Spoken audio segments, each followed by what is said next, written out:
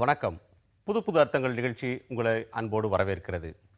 இன்றைய நிகழ்ச்சியில் பங்கேற்பதற்காக நம்முடைய அரங்குக்கு அஇஅதிமுகவின் தலைமை கழக சொற்பொழிவாளர் திரு ஆவடி குமார் அவர்களும், பாரதிய ஜனதா கட்சியின் தேசிய செயலாளர் திரு ஹெச் ராஜா அவர்களும் நம்முடைய அரங்குக்கு வந்திருக்காங்க. வணக்கம்.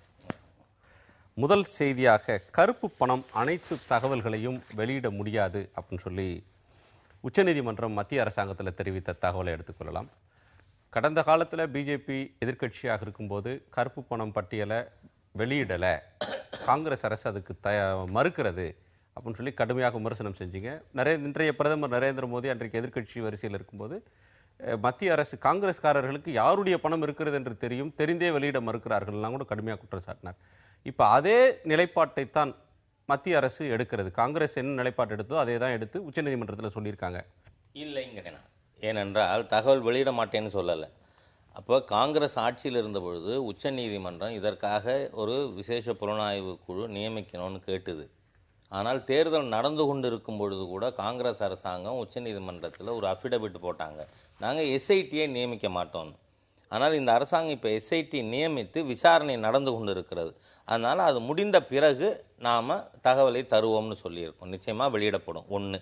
ரெண்டாவது, பிஜேபி ஆரம்பத்தில் நாம் கேட்டுக்கொண்டிருக்கும் பொழுது இந்த டபுள் டாக்ஸேஷன் அக்ரிமெண்ட் இவங்க போடலை. 13 அவசரமாக என்ன பண்ணுறாங்க, ஒவ்வொரு நாடுகளோடையும் நாங்கள் வெளியிட மாட்டோம்னு இவங்களே போய் நாட்டை கமிட் பண்ணியிருக்காங்க. இப்போது ஒரு நாட்டோடும் அக்ரிமெண்ட்டை மாற்ற முடியாது.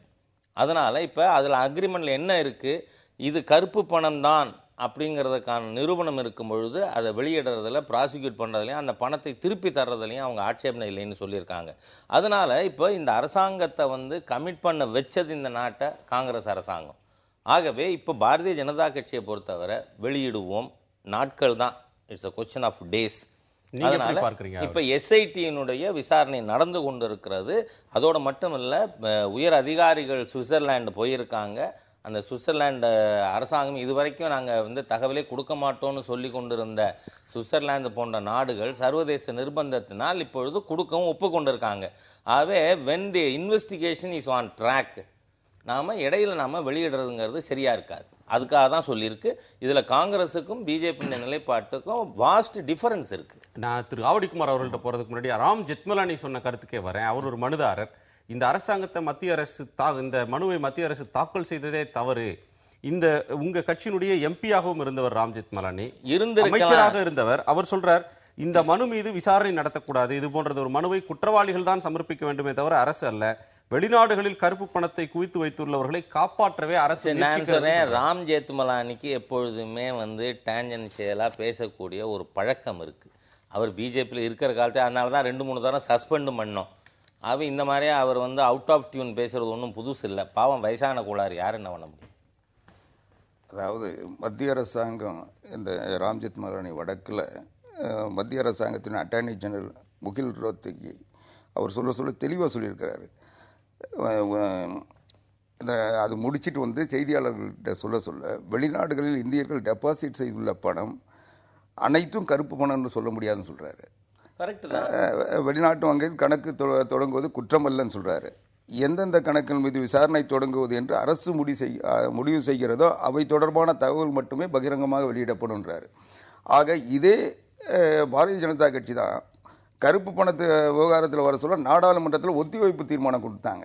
அப்போ தீர்மானம் கொடுக்க சொல்ல அப்போ வெளிநாட்டில் இருக்கிற பணத்தெல்லாம் கொண்டு வரணும்னு சொன்னாங்க. இன்னும் சொல்ல போனால் தேர்தல் காலத்தில் பாரதிய ஜனதா கட்சியினுடைய தலைவர் ராஜ்நாத் சிங்கிலிருந்து எல்லாருமே சொன்னாங்க, கருப்பு பணத்தை நாங்கள் ஆட்சிக்கு வந்தால் உடனடியாக கொண்டு வருவோம், எங்களுக்கு அந்த வாய்ப்பை தாங்கன்னு கேட்டாங்க. இன்றைக்கு மக்கள் வாய்ப்பு தந்ததுக்கு பிறகு இன்றைக்கு ஏற்கனவே பாரதிய ஐக்கிய முற்போக்கு கூட்டணி அரசாங்கம் என்ன நிலைப்பாட்டில் இருந்ததோ அதை விட ஒரு சிறிய அளவு கூட முன்னேற்றம் இல்லாமல், இன்னும் சொல்ல போனால் அதை விட ஒரு பின்னோக்கி செல்கிறார்கள் என்பதுதான் இன்றைக்கு நடைமுறையில் பார்க்கிறோம். அதாவது பிஜேபியினுடைய கமிட்மெண்ட், உறுதிப்பாடு இது கொண்டு வர்றதுக்கு நிரூபணமே எஸ்ஐடி போட்டிருக்கிறது. நீங்க 145 நாள் ஆயிருக்கு. நீங்க உச்சநீதிமன்றம் சொன்னது போட்டிருக்காங்க. உச்சநீதிமன்றம் சொன்னதுக்கு எதிராக காங்கிரஸ் அரசாங்கம் உச்சநீதிமன்றம் உத்தரவை ரத்து பண்ணணும்னு அபிடவிட் போட்டாங்க.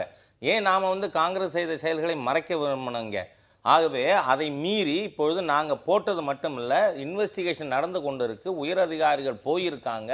ஆகவே இப்போ இன்வெஸ்டிகேஷன் நடக்கும் பொழுது இடையில வெளியிட முடியாது. காங்கிரஸ் அரசாங்கத்தினுடைய நிலைப்பாடுக்கும் இதுக்கும் வித்தியாசம் இருக்கு.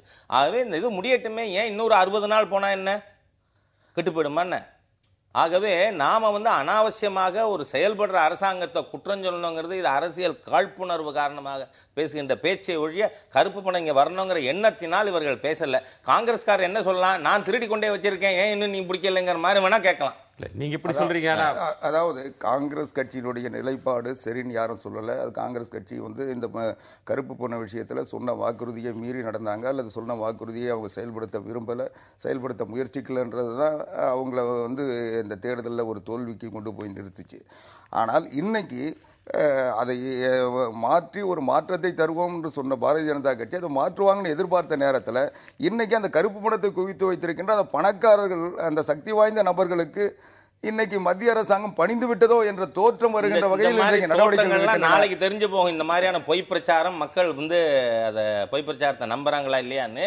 ஆகவே இது ஏதோ இந்த அரசாங்கம் செயல்படுறதுக்கு எதிராக தூஷணிக்காக இருக்கிறாங்க. அது அத்தனை மக்கள் களத்திலிருந்து அப்புறப்படுத்தி விடுவாங்க. இது தொடர்ந்து இல்ல நீங்க இந்த அரசாங்கத்தை குற்றம் சொல்லவே முடியாது. ஏன்னா வந்த உடனே இல்ல, அதாவது நான் முடிச்சிடறேன். ஒரே ஒரு காங்கிரஸ் கட்சியா இருந்தாலும் பாரதிய ஜனதா கட்சியா இருந்தாலும் அல்லது எந்த மத்திய அரசாங்கம் இருந்தாலும் இதை தேர்தல் நேரத்தில் வாக்குறுதியா வைக்கிறாங்க, இது கொண்டு வருவோம் சொல்றாங்க. ஆனால் ஆட்சிக்கு போன உடனே அந்த சக்தி வாய்ந்த நபர்களுக்கு பயந்து இவங்க பதுங்குறாங்க. இதுதான் நடைமுறையில் இருக்கு. இதெல்லாம் பேசக்கூடியது குமார் பேசக்கூடாது. ஏன்னா நாம அரசாங்கம் உடனடியாக ஃபர்ஸ்ட் கேபினெட் மீட்டிங்ல எஸ்ஐடி போட்டிருக்கோம். So we are very sincere. அது முடியறதுக்கு அலோ பண்ணுங்க.